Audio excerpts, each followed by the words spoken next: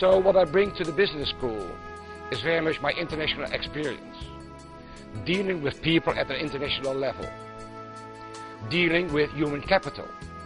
And that's what I like most if I look at the mission of the Mumbai Business School, that we really should foster human capital excellence. Because if you can make a difference anywhere in the business, it's by using human capital in a better way than we were used to do it. In these days of turbulent economic struggle and problems, a traditional business school which have clearly failed is not the call for the day. Today's business, one of the core drivers of all business is really how you are able to leverage teams. When you create teams, how do you create them across functions?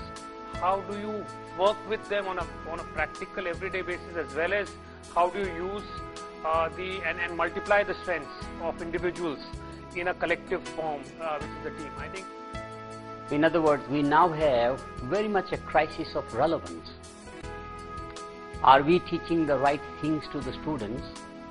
Is it really meaningful and relevant in today's industry environment, government policy environment, into the global competitiveness environment?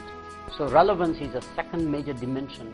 However, as we look at the output that is coming in from industry, into industry, there are a lot of gaps that still need to be addressed in the nature, the skills, the capabilities and the context with which students are coming in to the management, from the management world into the business world. The first gap typically is around. You need to work beyond boundaries, and you need to open up that your business concept can only be successful at an international scale if you have an open mind dealing with it.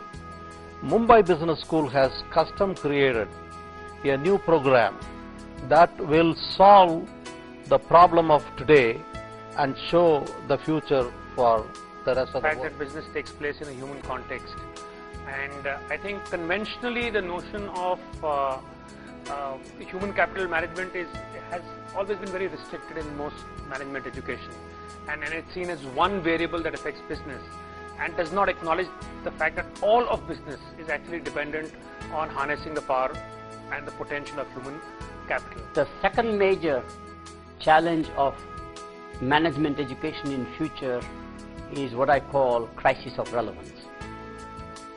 From the time we began a traditional MBA program, let's say 50 years ago roughly, to differentiate itself from the traditional vocational training such as commerce degrees, we went too esoteric. We went into theoretical knowledge primarily. And so we have great concepts, but its relevance is missing right now. So there is a crisis of relevance, and how do we make management education more and more relevant so that the graduates can relate to the real world? The third major challenge, and probably the biggest challenge, is what I call employability. Today's graduates, whether it's in engineering or in science, and it's happening in management now, are directly employable as soon as they graduate.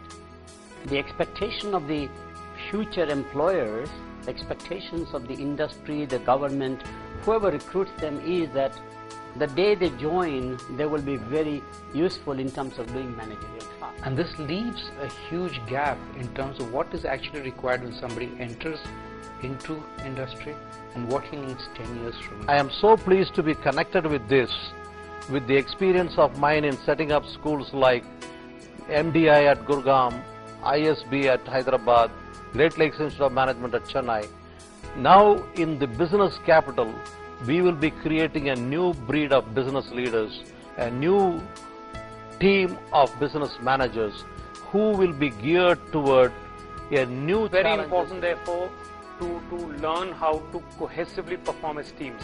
And therefore, I think it's a vital part of the program to focus on team Mumbai building. Business School seems to be really focusing on how does somebody deliver results. Mumbai Business School, therefore, is a world-class business school focusing on building managers who will be sensitive to the people issues and who will also be practicing the next best management practices.